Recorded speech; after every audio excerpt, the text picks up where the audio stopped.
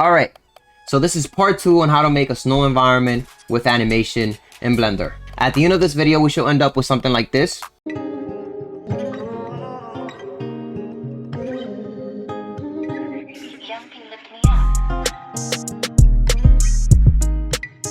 In part 1, we actually did just the environment, add a few nice images as planes, and we came up with some nice composition for our scene.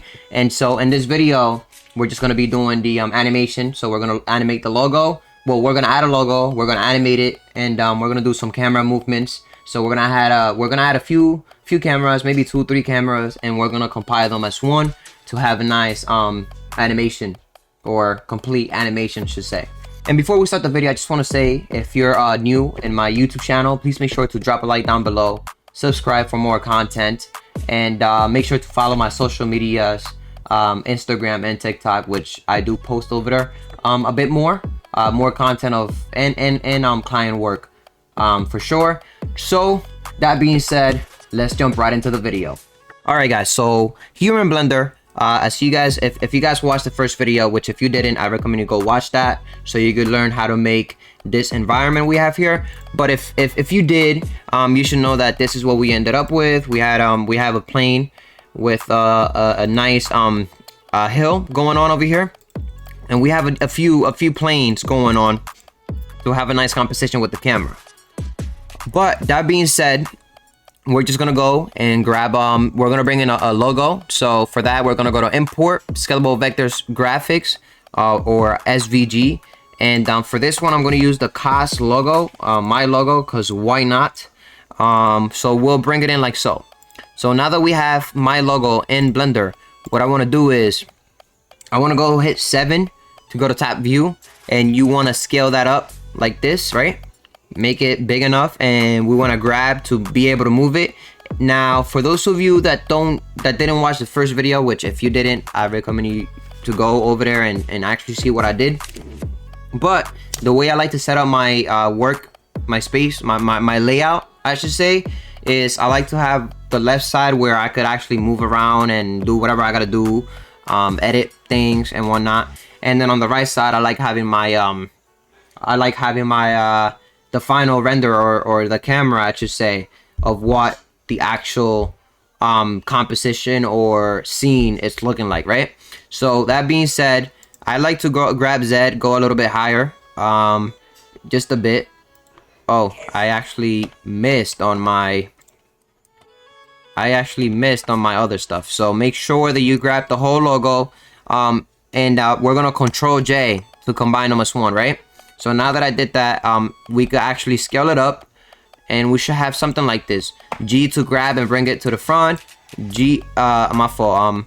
And then we're gonna G and then Z to be able to bring it up a little bit so we can actually see what we're doing. Now, for this specific animation, I want my logo to start at on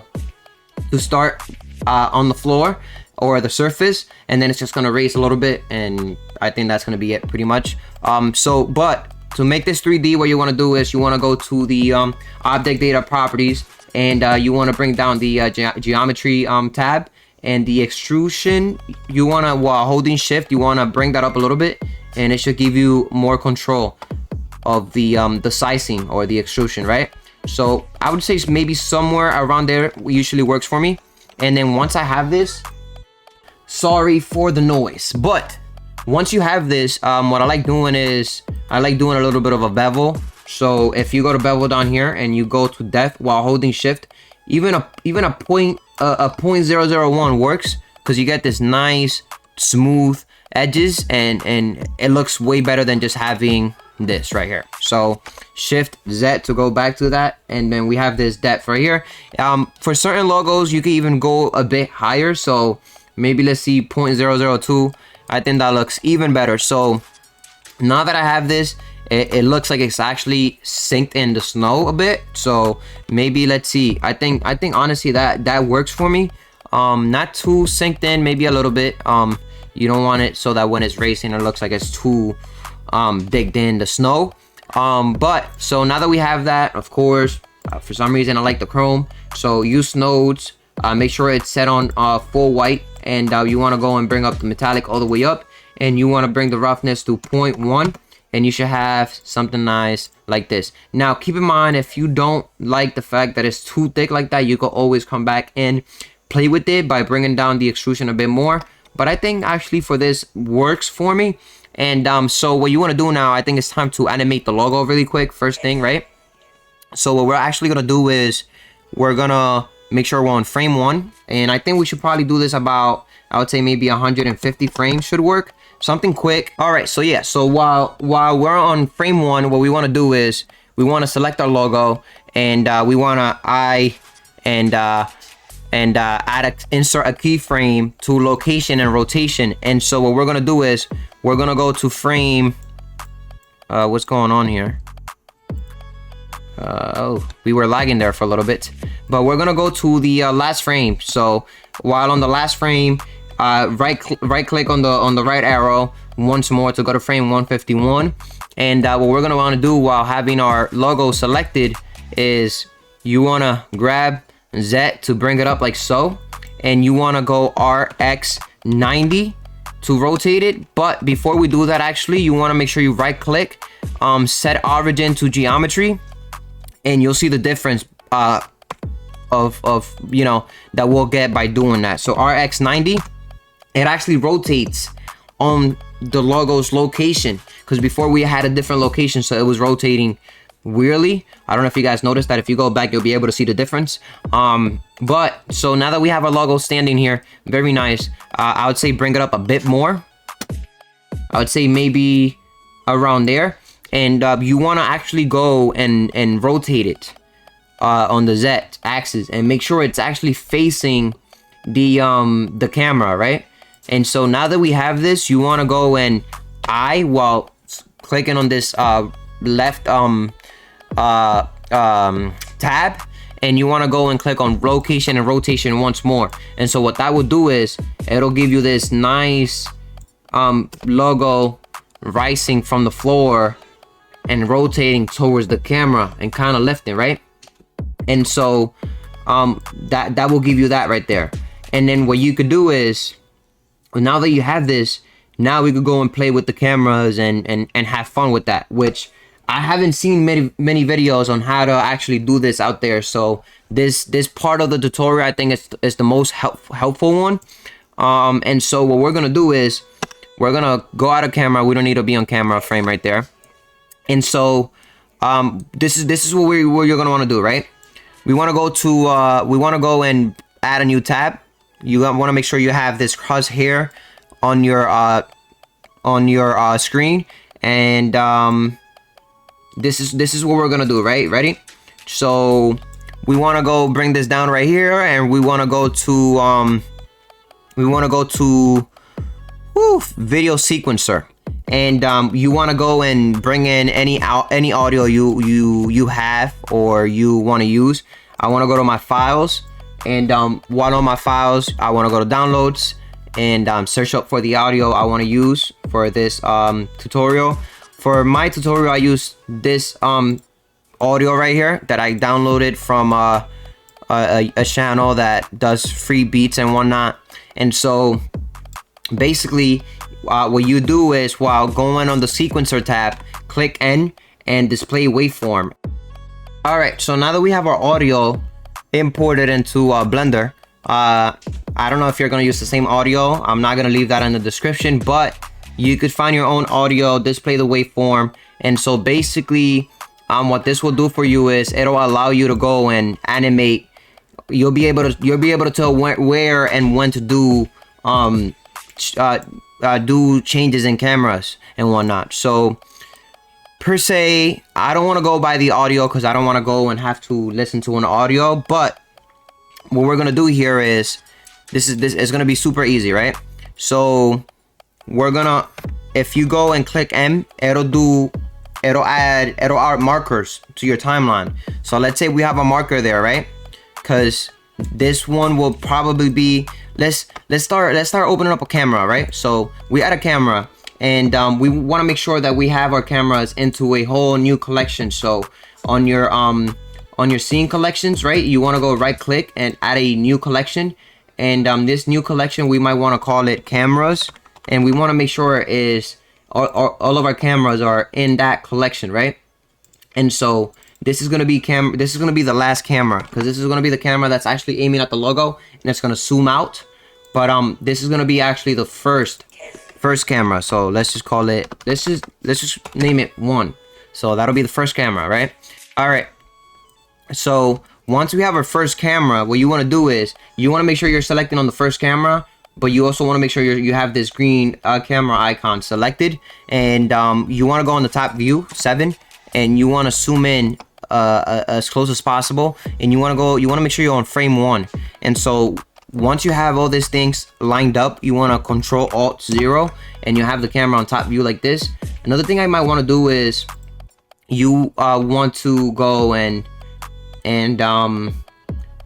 make the camera resolution 1920 by 1920. It'll be a square. This usually works better also for Instagram and those applications like that. And so once we have this set up like this, make sure you're on frame 1, and you want to have the camera selected. So the first camera selected, don't forget. You want to on the keyboard and do the location, right? And so what you also want to do is, while you have the camera selected, you want to go to the object constraint properties, right? And you want to add a track to, and on this eyedropper, what you want to do is you want to click on it, and you want to click on your logo. And so what that would do is it'll, wherever you move the camera, the logo will move and follow it. But what you want to do right now is delete this keyframe so that we actually could manage to move our camera.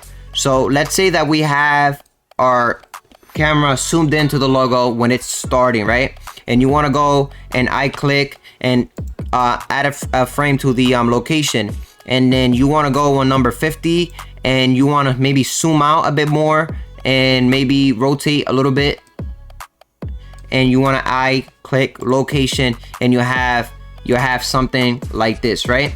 And so from here to there, you want to go and add another frame on 50, and you want to go and add another frame on 100, and that should be our last camera. So M, and now we have 3 over here. So what you want to do actually is, while selecting on your marker, you want to go to marker, and you want to go and rename the marker. And we're going to do first, we're going to do the same thing for this marker down here, marker, rename marker, and we're going to have it as number 2. And we're going to go and rename this other marker down here and to number 3, and enter. So now we have 3 markers, which means we're going to have 3 camera positions, or 3 camera animations, I should say. And so this is what we're going to do. We're going to go and while we have that camera set up, right, we're going to back out from it, and you want to go and add another camera. So this other camera, we're going to go and rename it we're going to rename it 2, and we want to make sure we toggle in the green icon, right, the green camera icon. And now you want to go and find the other position that you might want to get from the logo, which I think, on my opinion, I might want to do maybe something from real down below, like so. And you want to go and Control Alt 0 to have that plugged in like this, right? And so now I would say maybe it'll probably go from there. So you want to go location, toggle the location, and also make sure to also add a track to, and select on the logo. And so from there to, I would say 100, which would be the end frame, you want to go and move it just a little bit, not too much, right? And you want to go and click on that location, so that now it'll move just from there to there, right?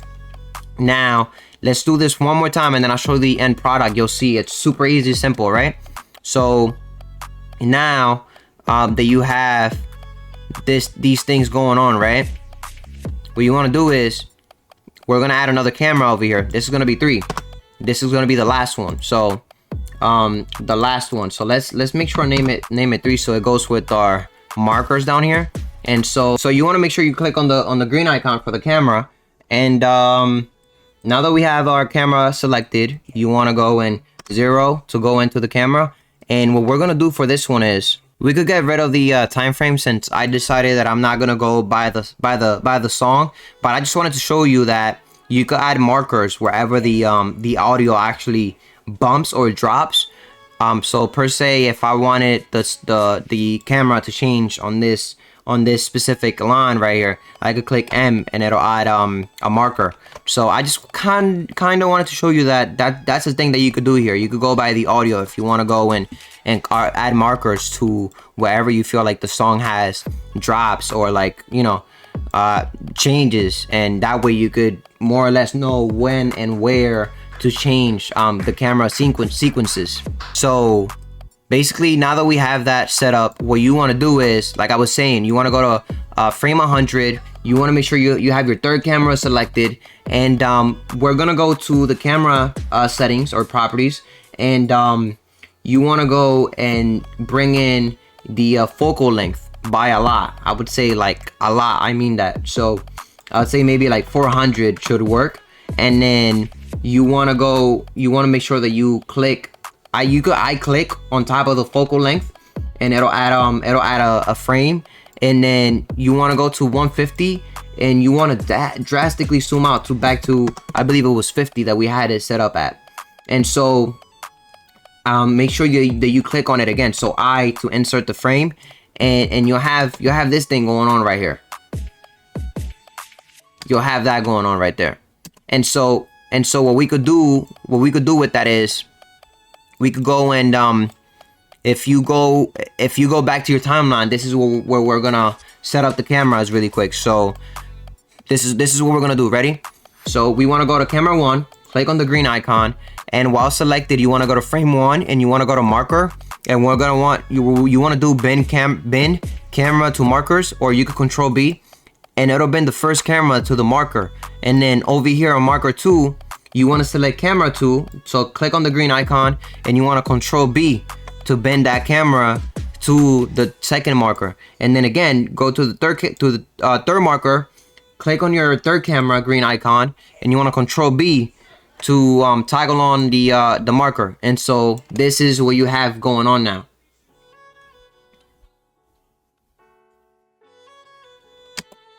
Yep, that's what we're looking for. So it's super easy and simple. And so, like I was saying, you could go and add this to your, you can make it go with your song or audio by adding markers on the audio on the specific areas that you want the camera to transition. And it's mind-blowing. I haven't seen videos on this out there like that, but it is very, very essential to know this. It'll add more life to your animations, and you know, pretty simple. I mean, honestly, once you get the hang of it, the first try will probably take you a few times to understand how the whole camera thing works, and you might run into a few problems and whatnot. It happened to me when I first learned it, but it's essential. You got to know these things, and it adds way more life to your scenes, and it looks completed. It looks like there's a lot of things.